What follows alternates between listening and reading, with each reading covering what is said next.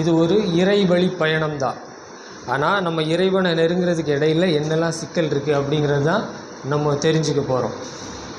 இப்போது மனம் பற்றி பார்ப்போம். நம்ம மனம் அப்படிங்கிறது ஒரு பெரிய சாப்டர். நம்ம அதில் ஒரு முக்கியமான விஷயங்களை பார்ப்போம். இப்போது உடல் எல்லாவற்றிற்கும் அடிப்படையே இந்த உடல் தான்.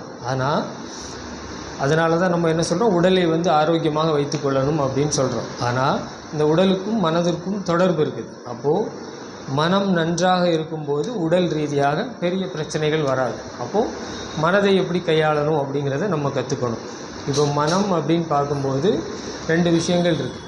ஆழ் மனம் இருக்குது, வெளி மனம் இருக்குது. வெளி மனம் என்ன செய்யும் அப்படின்னா, வெளி மனதோட செயல்பாடுகள் ரொம்பவே குறைவு தான்.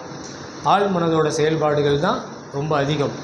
வெளி மனம் என்ன செய்யும் அப்படின்னா, புறச்சூழலுக்கு ஏற்ப செயல்படும். ஆழ் மனம் உண்மையை சொல்லும்.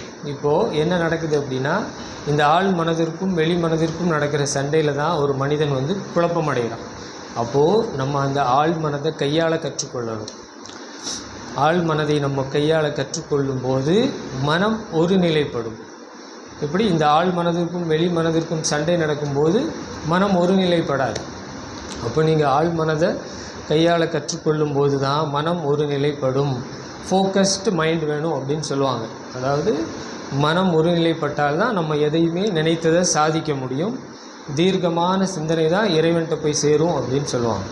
அப்போது மனதை ஒருநிலைப்படுத்த கற்றுக்கொள்ளணும். அப்போ என்ன பண்ணணும்? தியானம் செய்யலாம். தியானம்னா நம்ம என்ன நினைக்கிறோம், அது ஒரு மதம் சார்ந்ததா அப்படி நம்ம நினைக்கிறோம். அப்படி இல்லை. தியானம் அப்படிங்கிறது மனசை அமைதிப்படுத்துகிறது தான். எண்ணங்களை ஒடுக்கி மனதை அமைதிப்படுத்தி மனசை ஒருநிலைப்படுத்துறது, அதுக்கு பேர் தான் தியானம். அப்போது நீங்கள் தியானம் செய்ய செய்ய மனம் ஒருநிலைப்படும். இப்போ எண்ணங்கள் பற்றி பார்ப்போம். எண்ணங்கள் என்ன செய்யும் அப்படின்னு பார்த்தீங்கன்னா, எண்ணங்களுக்கு மிகப்பெரிய சக்தி இருக்குது. அதனால தான் நல்ல எண்ணங்களை மனதில் விதைக்கணும் அப்படின்னு சொல்லுவாங்க. இப்போ இந்த எண்ணங்கள் என்ன செய்யும் அப்படிங்கிறதுக்கு நான் உங்களுக்கு ஒரு உதாரணம் சொல்கிறேன். இப்போ ஒரு 10 பேர் நெகட்டிவான ஆட்கள் ஒரு இடத்துல இருக்காங்கன்னு வைங்க. நீங்கள் நல்லா இருக்கீங்க, நீங்கள் இப்போ அந்த இடத்துக்கு போகிறீங்க.